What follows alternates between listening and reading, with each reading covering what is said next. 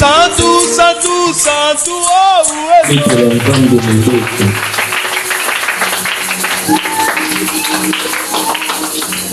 Nous sommes au mois de février. Février a beaucoup de signification de ce qu'elle peut apporter. La première des choses que février apporte, c'est qu'il est lié au chiffre 2. Selon les Hébreux, selon les Grecs, les chiffres ont de signification. Alors le symbole que février apporte bibliquement, il porte une double nature. Il est à la fois chiffre de l'union et celui de la division. Division, les Hébreux appellent autrement discernement aussi. Pour le mois de février, le deuxième mois de l'année, revêt une importance particulière pour sa marche spirituelle. Et tant qu'hommes et femmes spirituels, nous devons avoir la faculté de comprendre les temps et les saisons. Les temps et les saisons sont des clés dans le monde où nous vivons. Dieu n'habite pas le temps. Le temps de Dieu, ce n'est pas le temps des hommes. Quand nous disons que lorsque l'homme s'arrête, Dieu commence, on parle du temps de Dieu. En fait, le problème ici, c'est quoi? Et que Dieu habite un temps qui est différent du temps où nous vivons. La plupart disent l'éternité, c'est l'absence du temps. Ce qui n'est pas mauvais. Mais la compréhension plus approfondie veut simplement dire, quand on parle du temps de Dieu, on parle d'un temps qui est autre que le temps des hommes. Dans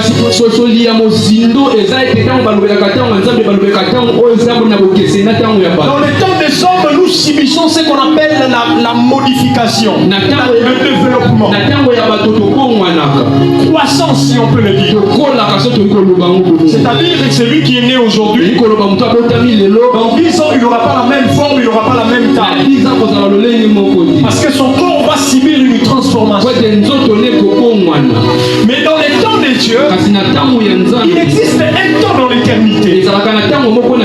Mais ce temps-là fait assez que Dieu n'ait pas de variation. La Bible dit il y a ni ombre de variation. Dans l'éternité de Dieu, il existe un temps. S'il n'existait pas un temps, le diable ne pouvait pas avoir un temps que Dieu l'a établi avec son gouvernement. Dieu a établi des choses au niveau de l'éternité.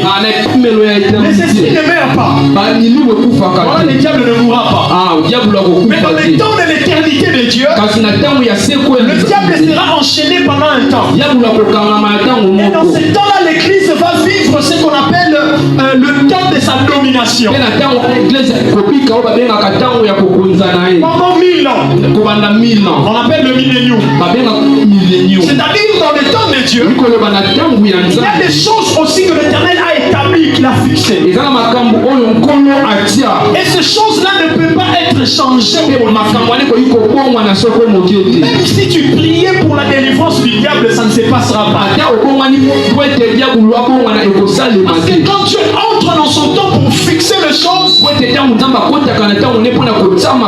rien ne peut changer. Je vais prier pour toi en ce début de mois. Je déclare au nom de Jésus, en ce mois de février, les choses que l'Éternel a arrêtées pour ta vie, ces choses-là trouvera un pont sur la terre qui fera atterrir ces choses. Je suis en train de déclarer que ce mois de février où tu entres, le mois de février t'apporte le meilleur de la même manière, l'homme sur la terre a des ambitions et des projets. Dieu dans son éternité aussi, il a des projets qu'il a établis. Quand on arrive au moment où nous subissons des choses sur la terre, à chaque fois que nous faisons appel à Dieu, L'Éternel vient agir dans deux dimensions. La première dimension, c'est la dimension de choses qu'il a établies sur ta vie déjà. Il dit à Jérémie, avant que tu sois né, je te connaissais. Il existe même un livre où tout était inscrit pour ta vie. C'est-à-dire, lorsque l'homme fait appel à Dieu, Dieu peut intervenir sur base de ce qu'il a déjà établi sur toi. La deuxième dimension où Dieu vient opérer dans la vie de l'homme, c'est la dimension où Dieu vient travailler dans le domaine où, dans le sphère de la miséricorde. Autrement appelé la grâce. On voit une femme qui a dépensé tout ce qu'elle avait à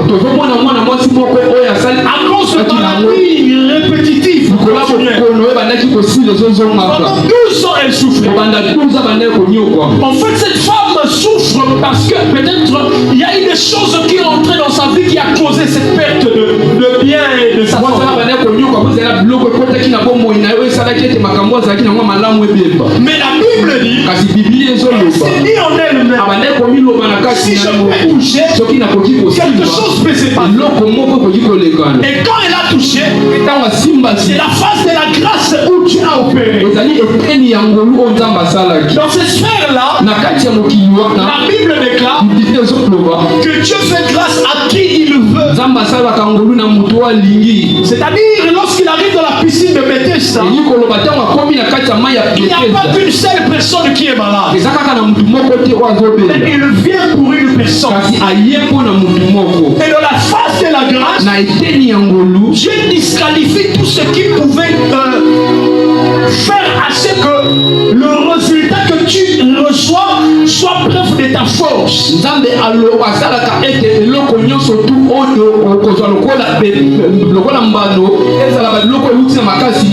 Voilà pourquoi cet homme-là dira je n'ai personne pour me jeter.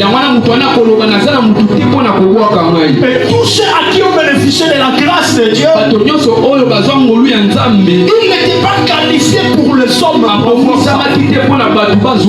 Cet homme qui est né et qui ne voyait pas, les disciples disent ses parents qui ont péché.